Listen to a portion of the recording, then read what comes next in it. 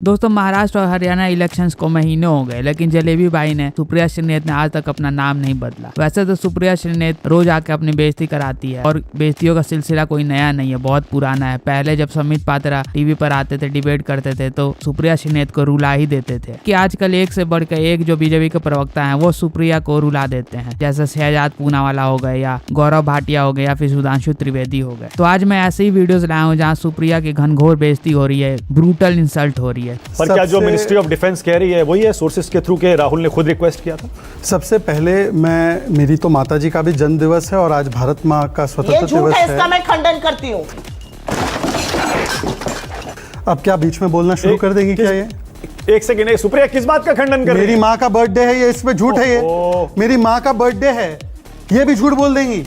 अरे मेरी माँ का बर्थडे है और वो एक सिंगल लेडी है, ये बताएंगे कि मेरी माँ का बर्थडे कब है? नहीं, मैं सख्त आपत्ति करता हूँ। ये मेरे पे क्या व्यक्तिगत टिप्पणी है? और मेरी माँ पसमानदा समाज से आने वाली मुसलमान महिला पर ऐसी टिप्पणी को मैं स्वीकार नहीं कर सकता। मुझसे माफी मांगी जाए, पहले डिबेट में मुझसे माफी मांगी जाए। मेरी माँ का जन्म ये बताएंगे क्या? किस बात का खंडन? मेरी माँ का जन्म कब हुआ ये बताएंगे क्या? किस बात का खंडन कर रही है सुप्रिया? नहीं, ये बंगाल में जो हुआ महिलाओं के साथ, उस पर एक शब्द इनके मुंह से नहीं निकलता। कल जिस प्रकार से डॉक्टरों को पीटा गया, उस पर एक शब्द नहीं निकलता। और मेरी माता जी के बारे में इस प्रकार की बातें करेंगी, मैं हरगिज नहीं स्वीकारूंगा। क्या चैनल इसको स्वीकार करेगा? बिल्कुल नहीं, बिल्कुल नहीं। मैं इसीलिए एक सेकंड, शायद 1 सेकंड। कहाँ की बात कहाँ पहुंचा रहे? पागल ओके सुप्रिया, मुझे देखिए सर्टिफिकेट आप ना दे, आपका तो क्या हाल है पूरी दुनिया को पता है। ओके शहजाद, चलिए मुद्दे पे। ये पागल कहना, ये मुद्दे पे बिल्कुल नहीं, please no personal comment please. तो बता दीजिए। बिल्कुल नहीं, बिल्कुल। आगरा रिटर्न लोगों से मैं डिबेट नहीं करता। ये मुद्दे पे है ना, ठीक है। आइए सुनिए, पहले तो पत्रकारों को बता रही है स्वतंत्रता दिवस पर कि कैसे सवाल पूछना और खंडन करेंगी। जो पत्रकारिता एक दिन में छोड़कर राजनीति में आ गई, वो पत्रकारों के सवालों का खंडन कर रही है। ये तो इनका स्टैंडर्ड है। मानक जी, अब फैक्ट आने दीजिए। जब राहुल गांधी को एलओपी का पोजीशन भी हासिल नहीं था, meaning he did not have cabinet rank, 2019 से भी पहले वो पहली पंक्ति में बैठे थे, नितिन गडकरी के साथ बैठे। एक बार पढ़ के सुनाता हूं। Rahul is at front row seat on 70th republic day. ये एलओपी की बात कर रही है। एलओपी को पहली बार कैबिनेट रैंक किसने दिया? बीच में मत बोलिए सुप्रिया श्रीनेत।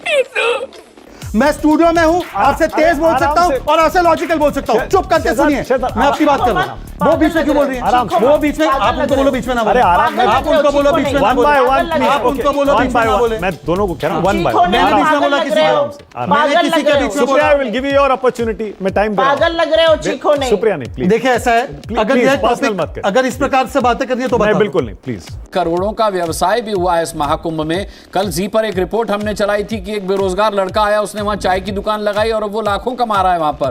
तो सुप्रिया जी, रोजगार तो मिला है, लेकिन मैं आपका कंसर्न समझता हूं। जिस तरीके का सवाल आप उठा रही हैं उसका बेहतर जवाब मैं अब सुधांशु जी से ही लूंगा। सुधांशु जी, ठीक इनके नेताओं का मात्र 2-3 हफ्ते पहले का बयान है, कुंभ में तो भीड़ ही नहीं है, वो तो खाली जा रही है।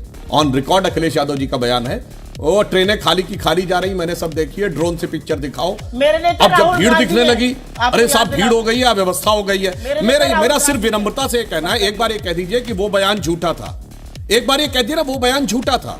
जो अखिलेश जी ने कहा गोरखपुर से खाली आती हुई ट्रेनें मैंने देखी हैं, मिर्जापुर से खाली आते हुए देखी हैं, ड्रोन से दिखाओ। अरे जनाब, अब तो इतनी भीड़ दिख गई, ड्रोन तो छोड़िए, सैटेलाइट से अगर आपने देखा होगा तो प्रयागराज से वाराणसी वाली सड़क के ऊपर कितनी भीड़, उधर मध्य प्रदेश में कटनी रीवा वाली भीड़, लखनऊ वाली सड़क पे भीड़, मिर्जापुर जौनपुर वाली सड़क पे भीड़। इसलिए मैं कहना चाहता हूं, इनको हमेशा एक नेगेटिव पॉइंट देखना। पहले कह रहे थे भीड़ नहीं है, अब भीड़ हो गई तो उसके अंदर यह समस्या है। आप क्रोनोलॉजी समझ लीजिए। दूसरी बात, जो ये कहते हैं कि साहब पानी में बहुत गंदगी थी और ये था वगैरह वगैरह, तो मैं कहना चाहता हूं 65 करोड़ लोगों ने स्नान किया, तो ज्यादा नहीं 10% को तो बीमार पड़ना चाहिए था, जितनी आपको गंदगी बताते हैं, जितनी बताई गई। और 1% को, यानी 6.5 करोड़ को तो बीमार पड़ना चाहिए था, और 1% तो हॉस्पिटलाइज हो जाना चाहिए था ना। तो 65 लाख तो हॉस्पिटलाइज हो जाने चाहिए थे।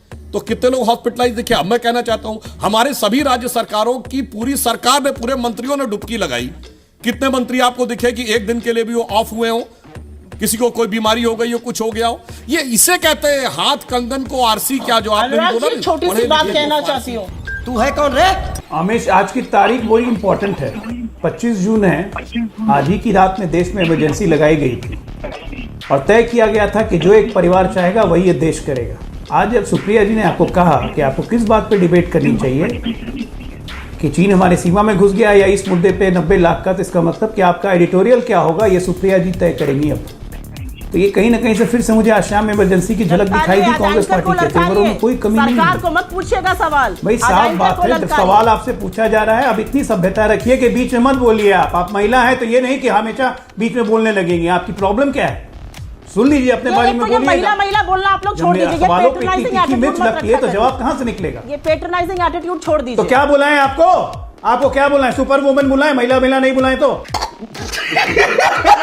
आप कुछ उसका ना सम्मान बुलाइए, कर रहे आप हैं अपनी तो बात कम से कम बोलिए। अपना सम्मान तो लीजिए। आप अपनी बात बोलिए, आप बीच में कुछ मत ना बोलिए। बुलाइए और अभद्रता मत करिए मेरे साथ। आप अपनी बात बोलिए। ठीक है, अपनी बात We are बोलो, all बीच में मत panelists, बोलिए we are all कृपया representing करके। political parties। कृपया करके कोई आपके साथ हाँ, तो बोलिए सारे आप। के साथ अभद्रता आप कर रही हैं, सबके साथ अभद्रता आप कर रही हैं, चाहे वो एंकर हो चाहे वो बाकी प्रवक्ता हो। इसलिए कृपया करके शांत रहें जरा। जाएगा। मैंने आपसे पूछा, ना नहीं होगा यहाँ पर, ना नहीं होगा। मेरे सवाल का जवाब दीजिए ना। आपको जो सवाल पूछने के शर्मा से पूछिए, मेरे सवाल का जवाब दीजिए। आप वहाँ दिल्ली में अपने ऑफिस में बैठकर आप हमला बोल रही हैं, अच्छी बात है। मैं कह रही हूँ आपके बड़े सारे लीडर्स कहाँ हैं? राहुल गांधी बंगाल में क्यों नहीं है? प्रियंका गांधी बंगाल में क्यों नहीं है? पी चिदम्बरम बंगाल में क्यों नहीं है? मनीष तिवारी बंगाल में क्यों नहीं है? कहाँ है ये सब? आपने तो सरेंडर कर दिया है सुप्रिया श्रीनेत। जब वक्त आएगा तो हम बंगाल में भी होंगे। जब वक्त आएगा नतीजों तो के हम बाद बंगाल में होंगे, ईवीएम पर सवाल उठाने के लिए। ममता बनर्जी ने अरे सुनो तो, बात तो सुनो रुबिका, बात तो सुनिए आप।